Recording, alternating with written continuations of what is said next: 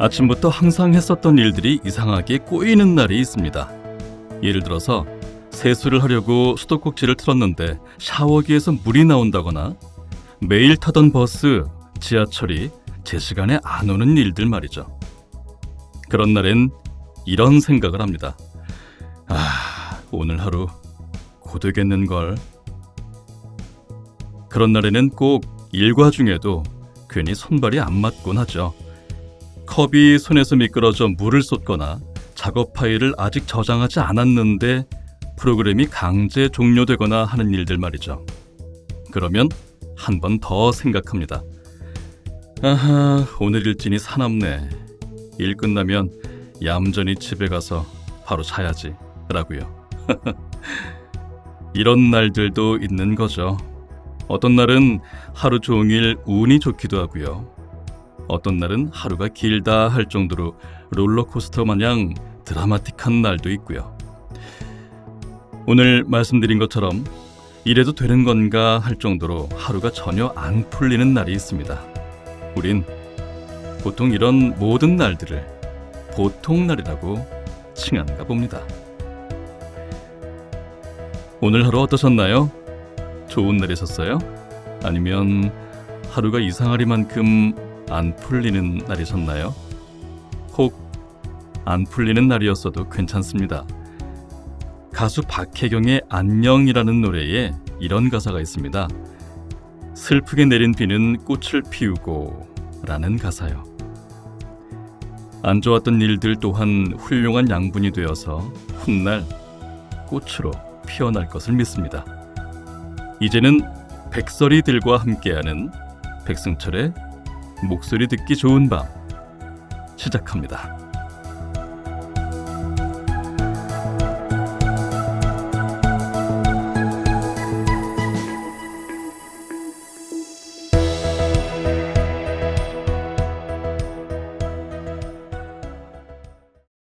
안녕하세요. 백듣밤 백DJ입니다. 그동안 잘 지내셨어요? 벌써 5월이 되었습니다. 엊그제 2023년이 된 것 같은데 벌써 올해의 반이 다가오고 있네요. 다들 새해에 결심하신 일은 잘 지키고 계신가 모르겠습니다. 저에게 2023년 상반기는 아무래도 조금 특별한 기억으로 남을 것 같습니다. 성우가 되면서 그저 연기가 너무 하고 싶다. 방송에 나오는 저분들의 저 연기를 나도 같이 해보고 싶다. 이런 생각을 했었고 KBS 최종 면접 때 그 심사위원분들이 이렇게 묻더라고요. 어떻게, 왜 성우가 되려고 왔느냐? 이런 질문이 있었는데 저는 그때 그렇게 얘기했습니다. 회사에서 돈 많이 벌고 또 잘 돼서 회사를 만들거나 여하튼 고액 연봉을 받고 잘 있다가 잘 하늘로 갈 수도 있겠는데 그런 거 말고 죽을 때 저는 성우 백승철 이곳에 잠들다 이런 묘비명을 새기고 싶다. 그런 말씀을 인터뷰 때 드린 적이 있었어요. 성우가 되어서는 또 가끔 힘들고 또 모든 걸 놔버리고 싶을 만큼 좌절할 때도 있었는데 그때마다 여러분께서 저를 다시 일으켜 주셨습니다. 이건 정말 솔직하게 고백드리는 거예요. 그리고 얼마 전에 저의 첫 생일 카페 이벤트가 있었는데 트위터에 써서 말씀드리기도 했지만 부족한 저에게 이런 날이 있어도 되는 건가 싶기도 했고 너무 감사하고 뿌듯하기도 했습니다. 연기가 너무 하고 싶어서 성우가 됐을 뿐인데 저에게 이렇게 행복한 날들이 주어지기도 하네요. 그런 날들을 만들어주셔서 정말 감사드립니다. 여러분께서 저에게 행복과 에너지를 주고 있습니다. 그러니까 저도 더 열심히 해야겠죠.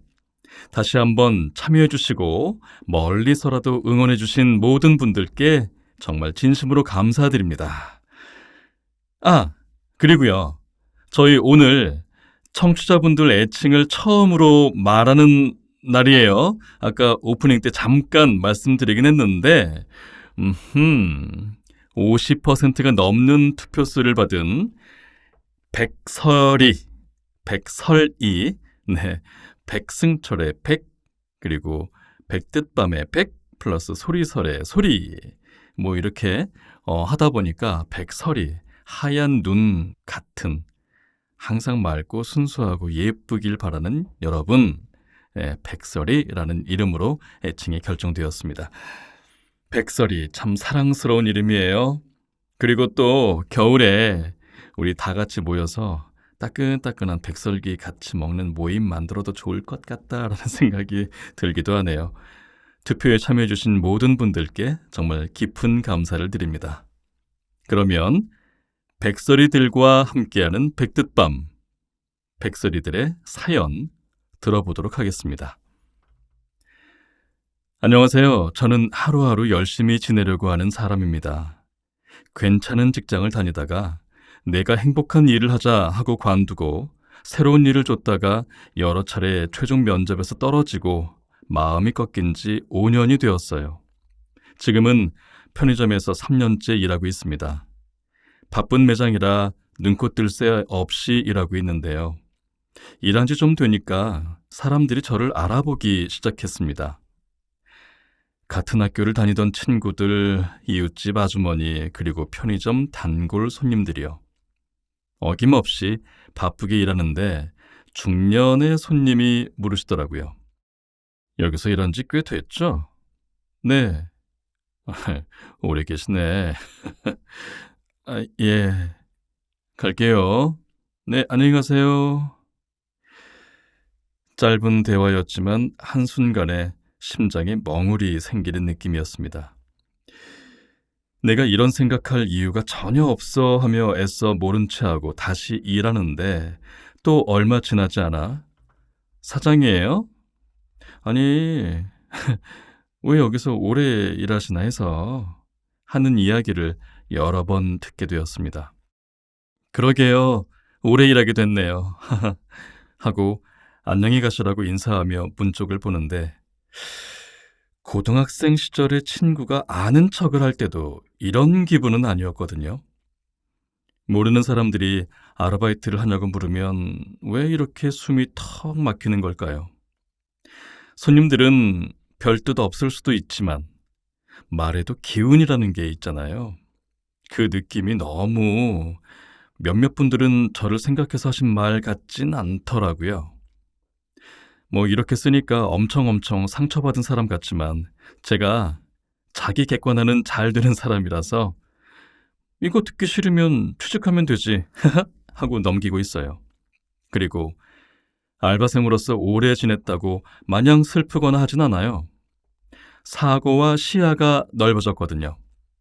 아무튼 오래 일하네요 얘기 들으면 간간히 우울하긴 하지만 뭐 어쩌겠어요.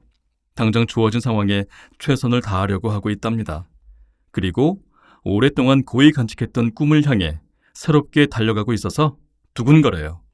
제 즐거운 일상 중 유독 쌉싸름한 기분을 들려드리게 되었네요. 다음엔 달큰한 이야기 전할 수 있도록 할게요. 긴 이야기 들어주셔서 감사합니다. 언제나 사랑하고 늘 응원합니다. 백디제이님. 네, 멋진 분이시네요.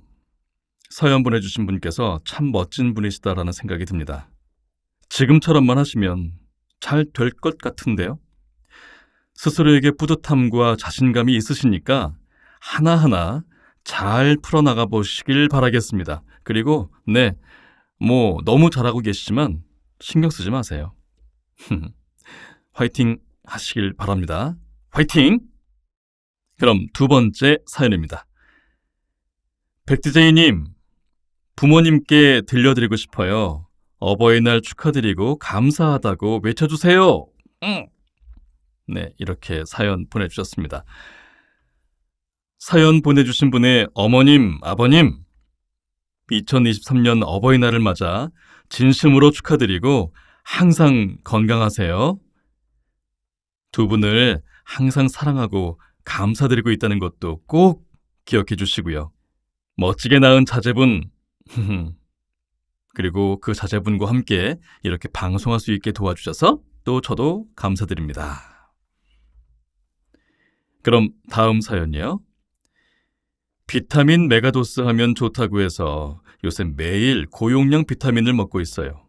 3일 차인데 아직은 낮에 한번 엄청 피곤해지지만 제가 금방 피곤해지는 지병 같은 것도 있어서 피곤해지는 게 큰일은 아닌데 더 먹다 보면 효과가 있겠죠?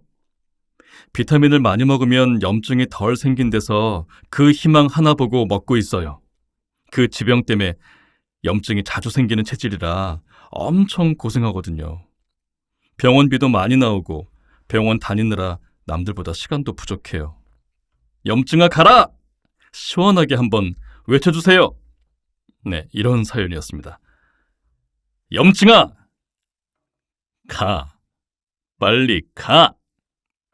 그리고요, 마늘 살짝 볶아서 드셔보세요. 그 생마늘보다 살짝 그 프라이팬에 볶아서 드시면 효과가 더 좋다고 하더라고요. 네, 그렇게 한번 해 드시면 좋을 것 같고, 또 음식 드실 때 강황가루 조금씩 넣어서 드시는 것도 추천드리겠습니다. 네, 한번 챙겨 드셔보세요. 비타민 꼬박꼬박 잘 드시면서. 자, 다음 사연이요. 이번에 새로운 교육을 많이 받게 됐어요. 일정이 빡빡해서 약간 부담스러운데 모두 잘 될 거라고 걱정 말라고 해주세요. 너라면 할 수 있을 거야. 할 수가 있어. 라고 외쳐주세요. 그럼. 너라면 할 수 있을 거야. 할 수 있어. 걱정하지 마. 모두 잘 될 거야. 간절히 바라면 이루어지는 것들이 은근히 많다. 그러니까 해왔던 대로 파이팅! 잘할 수밖에 없어 너는. 응? 힘내. 자, 그럼 다음 사연 읽어보겠습니다. 승철님, 저 고백합니다. 아이브 원영이와 유진이가 너무 좋아요. 밝고 건강한 그들이 너무 사랑스럽습니다. 팬 서비스도 넘칠 정도로 해줘서 매일 행복해요. 승철님도 이렇게 좋아했던 가수가 있으실까요? 네, 이런 사연이네요. 아이브의 장원영과 안유진. 네, 이 두 명이 오디션 프로에 나왔을 때부터 제가 투표까지 해가면서 응원했던 친구들이었습니다. 저도 너무너무 좋아합니다. 그리고 제 조카가 연말 연초에 아이브 굿즈 달력을 사달라고 해서 그래? 그거 이쁘게 잘 나왔대? 이랬더니 그렇다고 갖고 싶다고 해서 포카랑 그 달력이 있는 굿즈를 사준 적이 있었는데 나중에 같이 보니까 정말 너무 잘 만들기도 했고 그 멤버들이 다들 사랑스럽고 예쁘더라고요.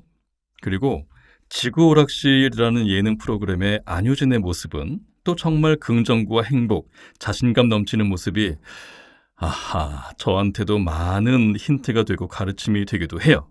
그리고 장원영, 안유진 외에도 저는 에일리를 좋아합니다. 얼마 전에 이 가수 에일리가 불후의 명곡에서 심수봉님의 사랑밖에 난 몰라를 부를 때가 있었는데 그저 기뻐서 웃을 수밖에 없었습니다. 너무 무대를 잘 만들고 노래도 너무 잘해서 흐뭇하게 웃으면서 그 무대를 봤었는데요. 언젠간 저도 그런 무대를 꼭 만들어보고 싶다라는 생각을 하게 되더라고요. 그리고 또 제가 좋아하는 가수 중에 좋아하게 된, 이제 알게 된 지 저는 2년밖에 안 됐습니다만 심규선이라는 분도 참 좋아하게 됐습니다. 달과 육펜스라는 곡도 있고 부디라는 곡도 있는데 이 두 곡부터 시작을 해서 다른 곡들까지 더 확장해서 듣게 되더라고요. 이런 스타일의 노래를 부르는 분도 계시구나 놀라기도 했고요. 자, 혹시 그 발라드 좋아하시면 한번 들어보세요. 또 최근에 하고 놀랬던 아주 야 장난 아닌데? 라고 생각했던 스트레이키즈 무대도 참 깜짝 놀라면서 본 적이 있었습니다. 네. 자, 다음 사연이요. 승철님, 저 승철님 생일 카페에 다녀왔어요. 승철님이 앉아주신 많은 테이블 중 하나의 테이블에 앉아 있었죠. 저 승철님의 유머와 다정함에 평생 승철님 팬 하기로 다짐했어요. 승철님, 저 결심했다. 맘먹었어, 방금. 오늘부터 승철님 지키기로 이거를, 더 글로리의 재준 삼촌 톤으로 해달라고 써있네요. 그러면서, 크크, 키키키키. 그럼 앞으로도 승철님 말씀해주신 것처럼 좀 더 자주 봐요, 뿅! 이렇게 쓰셨는데, 더 글로리의 재준 삼촌 톤. 승철님, 저 결심했다. 맘 먹었어, 방금. 오늘부터 너 승철님 지키기로. 어? 비슷했나? 제 기억엔 대략 이랬던 것 같은데, 물론 더 멋졌지만 그분께서. 네, 저도 참 만나서 반가웠고요. 자주 볼 수 있게 되면 좋겠습니다. 누굴 닮아서 이렇게 천재일까? 자주 보자. 아니, 내가 자주 보러 올게. 응? 이제 음악 주세요.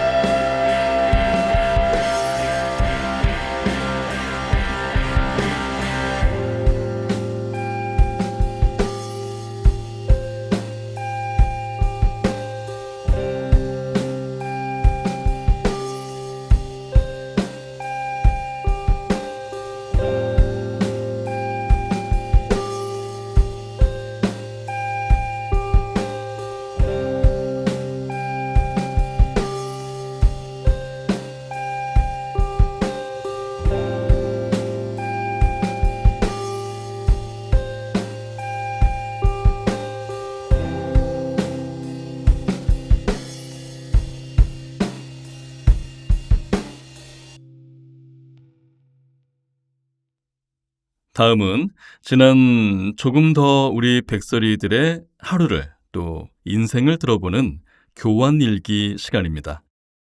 일기라는 게 참 오묘합니다. 사실 일기는 남한테 보여주진 않잖아요. 그런데 이렇게 흔쾌히 일기를 보여주시는 게 신기하기도 하고, 그래서 좀 더 시크릿한 사이가 된 기분도 들고, 일기라는 게 그런 면이 있어요.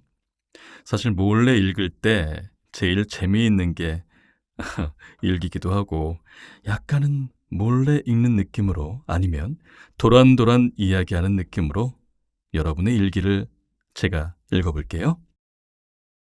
첫 번째 일기. 안녕하세요, 승철님. 저는 오늘 자랑을 하러 왔습니다. 저 전주국제영화제 갑니다. 이 사연을 승철님께서 읽어주실 때쯤이면 저는 서울을 떠나 전주 어느 영화관에서 영화를 보고 있을 예정이에요. 2박 3일 가는데 영화 10편을 예매해 뒀습니다. 정말 영화에 절여졌다가 나올 거예요. 물론 제일 보고 싶었던 영화는 예매에 실패했지만, 그래도 영화 시간표 짠 것들 중에서 70%는 성공했으니까 이 정도면 선방한 거죠. 승철님은 전주국제영화제 가보셨나요?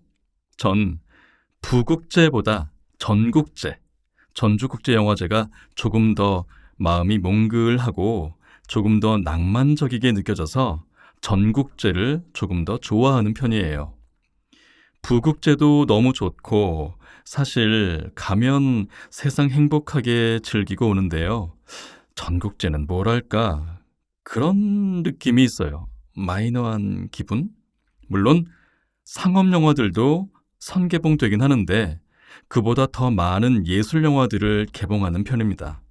그래서 상영 시간표 시놉시스를 보면 죄다 재미있어 보여요.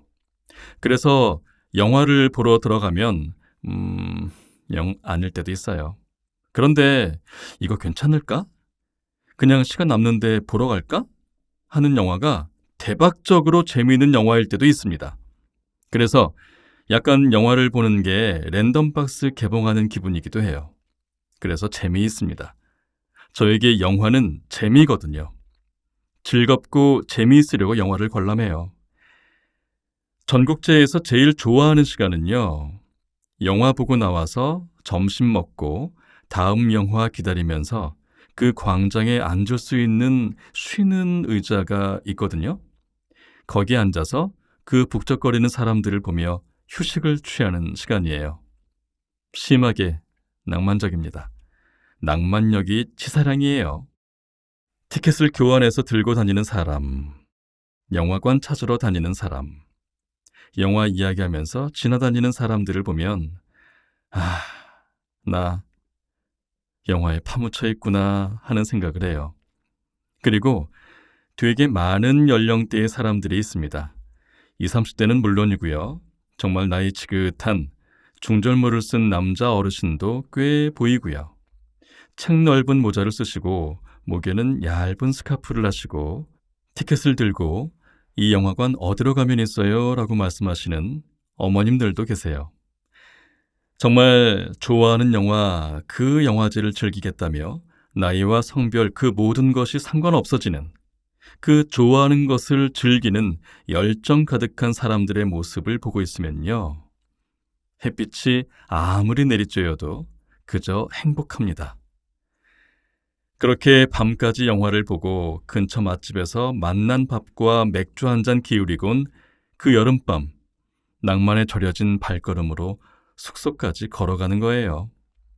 걸어가는 내내 오늘 보았던 영화에 대해 이야기하고 숙소 가서 씻고 나와서 로션 바르면서 근데 진짜 그 영화 이렇게 또 이야기하고 그렇게 잠드는 그 모든 게 너무 좋습니다. 사실 전국제가 여름에 해서 여름밤이라는 낭만에 예술이 더해지니까 더 좋은 기억이 되는 것 같아요. 저에게 전국제는 그래서 낭만이거든요. 올해도 재미있게 즐기고 오겠습니다. 벌써부터 행복해요. 이번 전국제에 성우님들이 내레이션한 영화들도 몇 편 개봉하더라고요. 언젠가 우리 승철님 이름도 전국제 개봉작 설명란에서 봤으면 좋겠어요. 제가 1등으로 예매하랍니다. 네, 이런 사연이시네요. 영화 매니아시군요. 전국제. 부산국제영화제를 하는 장소를 스쳐 지나간 기억은 있고요. 전국제는 가본 적이 있습니다. 네, 몇 해 전에 가본 적이 있었지요. 이선 선배님께서 그 짐작보다 따뜻하게라는 영화에 출연하시면서 주인공으로 출연하시면서 연락이 왔었어요. 승철아, 시간 있니? 이러시길래 그럼요. 누나가 부르면 제가 언제든 시간 있죠. 이러고 달려갔더니 촬영장이더라고요. 그래서 거기서 뭐 특별하게 대사가 있거나 뭐 그러진 않았지만 함께 그 짐작보다 따뜻하게라는 영화에 병풍처럼 출연을 한 적이 있었습니다. 그래서 그 덕에 전주국제영화제 가서 상영관에서 그 작품을 보게 된 적이 있었죠. 여러 성우들이 그 자리에 함께 있기도 했었고 이후에 저는 또 바로 서울로 올라와서 아쉽긴 했지만 그렇게 전주를 경험해 본 적이 있었습니다. 그런데 올해가 24회째네요. 그죠? 2023년 4월 27일부터 5월 6일까지 라고 제가 대략은 알고 있었는데 지금 정말 딱 거기 계시겠구나. 마음껏 그 낭만 즐기고 오시길 바라겠습니다. 그리고 또 기회가 된다면 성우로서도 그리고 배우로서도 우리 사연 보내주신 분의 일기 써주신 분의 바람처럼 그 영화제에 참여하고 싶은 꼭 그럴 날이 있기를 저도 바라겠습니다. 나중에 네, 전주에서 만날 수도 있겠네요. 네, 한번 그럴 날을 같이 희망해 보시죠 뭐. 자, 다음 일기 읽겠습니다. 두 번째 일기. 쿠땡에서 옷을 보다가 괜찮은 점프슈트가 있길래 사봤어요. 사실 점프슈트는 처음 사본 거예요. 최근에 회사 언니가 점프슈트를 입고 왔는데 엄청 이뻤거든요. 근데 그 점프슈트가 절 외롭게 할 줄은 몰랐네요. 정말 이뻐서 배송이 온 당일 바로 입고 출근을 했는데요. 동료들이 옷 이쁘다고 잘 샀다고 해줘서 기분이 좋았지요. 그리고 일을 하다가 화장실에 가고 싶어져서 화장실을 갔는데요. 점프슈트가 올인원 된 옷이거든요. 이젠 이하 설명을 생략하도록 하겠습니다. 세상에 홀로 앉아있고 외롭더라고요. 세상에 진짜 세상에 혼자 있는 기분 승철님은 아실까요? 다신 점프슈트 안 입을 거예요. 승철님은 이렇게 외로워 본 적 있으실까요? 눈물. 네. 점프슈트 그 아이템을 제가 입어본 적은 없습니다. 네, 근데 네, 옷이 상당히 디자인이 잘 된 핫 아이템인 거는 알고 있어요. 되게 예쁘게 잘 어울리셨을 것 같다라는 생각이 드는데 화장실에서 슬프셨군요. 좀 힘들죠. 네, 빨리 벗기가 힘들어요. 그리고 이렇게 그런 식의 외로워 본 적이요? 네네. 왜 없겠어요. 저도 있어요. 있습니다. 네, 저도 있습니다. 네, 그 비슷하게 외로웠던 적이 저도 있어요. 너무 급한데, 이상하게 급할 때 사람 몸이 이렇게 차분해지지가 않을 때가 있어요. 그러다 보니까 그 평상시엔 문제가 없던 게 그 지퍼가 그렇게 빨리 잘 안 내려가게 되고 그 뭔가 걸린 것 같은 느낌? 응? 그래서 저도 뭐 그 일기 써주신 분처럼 뒤는 생략할게요. 혼자 외롭지 않으시죠? 네. 생각보다 많은 분들이 그 순간에 그런 외로움을 경험해 보신 분들은 은근히 많을 겁니다. 네. 사연 일기 써주신 분만 그러지 않아요. 그러니까 그만 외로워하세요. 네. 힘내세요. 그리고 입으세요. 점프수트 입다 보시면 또 적응되실 거예요. 네. 자, 이 사연을 끝으로 네, 이제 마무리 멘트로 넘어가겠습니다. 자, 음악 주세요.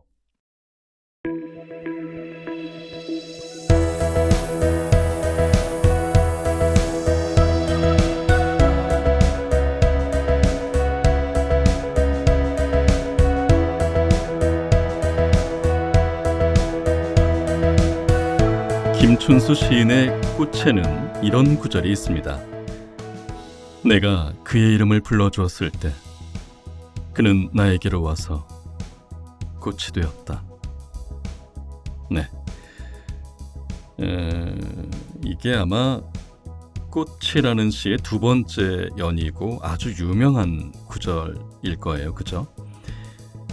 이름을 짓고 이름을 부른다는 건 하나의 존재를 내 인생에 받아들이는 행위인 것 같습니다.